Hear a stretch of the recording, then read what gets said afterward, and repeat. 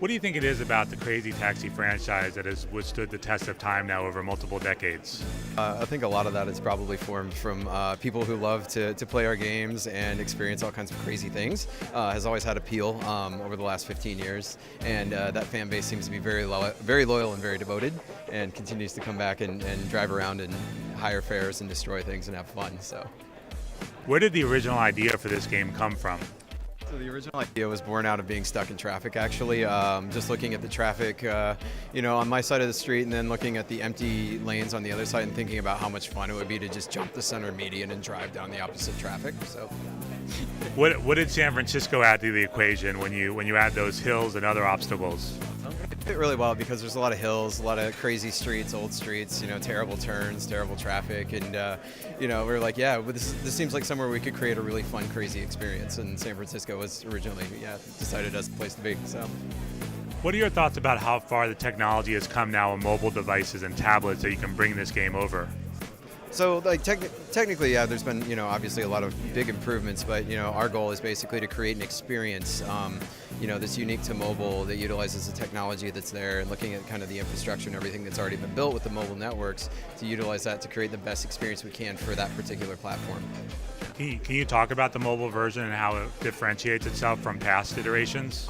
So basically, looking at the previous versions and the current versions we're at, the biggest difference has been adding customization, having different things available for different players, and definitely, looking at how we can evolve and change the gameplay a little bit more so that it has more appeal to the mobile players.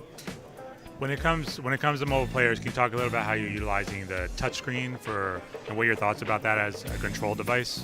So we spent a lot of time looking at how we can, in the past there was obviously everyone had a controller, and there's some skill involved to how you play with turns and stuff like that, and how we can actually bring that experience to the touchscreen. It was a really big challenge that we had to work a lot with, but working together with Hardlight, we were able to create what we feel is a really easy to play experience, but also provides a little bit of a skillful feel to it. As you play through the game, you're actually able to to pick up new skills and stuff like that. Yeah.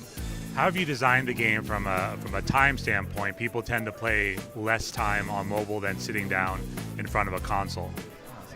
So basically working with Hardlight to create compelling reasons for the player to want to come back, to want to explore more, to want to do more was a big part of that. Yeah. When it comes to the mobile space, we're seeing a lot of emphasis on the free-to-play. What are your thoughts about designing around that type of business model as a gameplay? There's big differences between the market here in Japan as well too. What people are looking for in the mobile experience, card games and things like that are super popular in Japan. Action games are really popular here, so there's definitely a lot of consideration for that as well too.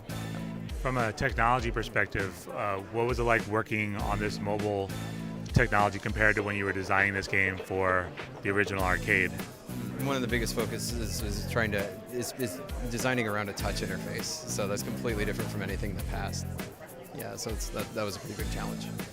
Given the popularity of this franchise even to this day, beyond mobile, do you see potential for it to return to the console at some point? So yeah, as you know, we're just releasing the game, so it's really, we're going to take a look at the reactions we get and see how things go, and sure, there's nothing, I can't say anything, there's no plans, but it's always taken into consideration. So. Yeah.